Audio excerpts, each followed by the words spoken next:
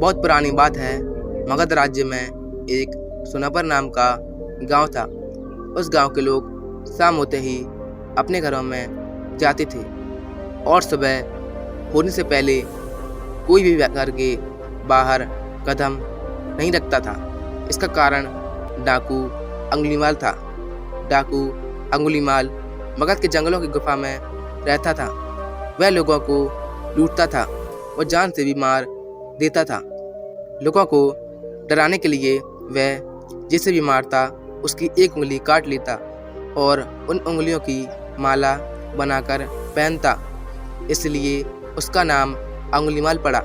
गांव के सभी लोग परेशान थे कि कैसे इस डाकू के आतंक से छुटकारा मिले। एक दिन गौतम बुद्ध उस गांव में आए। गांव के लोग उनकी अवगत करने लगे।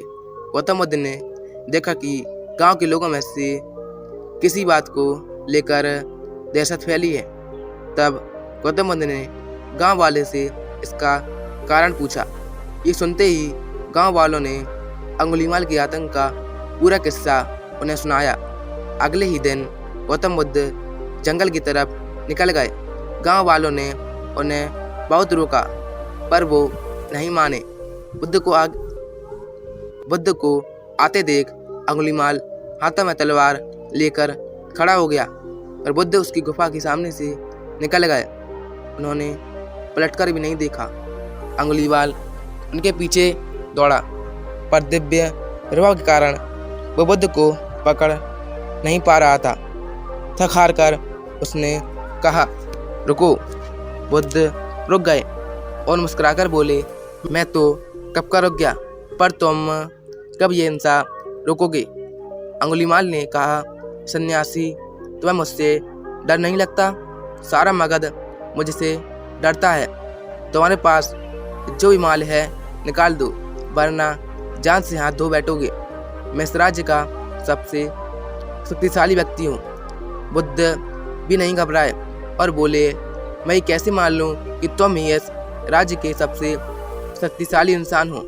तुम्हें यह साबित करके दिखाना होगा। अंगुलीमाल बोला, बताओ कैसे साबित करना होगा? बुद्ध ने कहा, तुम उस पेड़ से 10 पत्तियां तोड़ कर लाओ। अंगुलीमाल ने कहा, बस इतनी सी बात?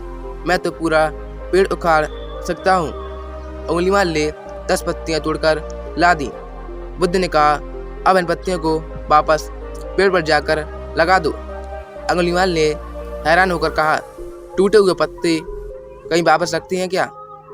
तो बुद्ध बोले, जब तुम इतनी छोटी सी चीज को वापस नहीं जोड़ सकते हो तो तुम सबसे शक्तिशाली कैसे हुए? यदि तुम किसी चीज को जोड़ नहीं सकते हो तो कम से कम उसे तोड़ो मत। यदि किसी को जीवन नहीं दे सकते तो उसे मृत्यु देने का भी तुम्हें कोई अधिकार नहीं है। ये सुनकर अंगुलीमाल को अपनी गलती का एहसास हो गया और वह बुद्ध का शिष्य बन गया और उसी गांव में रहकर लोगों की सेवा करने लगा। आगे चलकर यही अंगुलीमाल बहुत बड़ा सन्यासी बना। दोस्तों, इसी तरह इंसान कितना ही बुरा क्यों ना हो, वह बदल सकता है। दोस्तों, अंगुलीमाल बुराई का एक प्रतीक है और हम सब में छोटी बड़ी रूप में कोई ना कोई बुराई है। ज़रूरत है इस बात की है कि हम अपने अंदर की बुराइयों को पहचानें और उन्हें ख़त्म करें, क्योंकि जीवन में कुछ भी असंभव नहीं है। अगर आप ठान लें कि ये होकर रहेगा तो वह होकर ही रहेगा।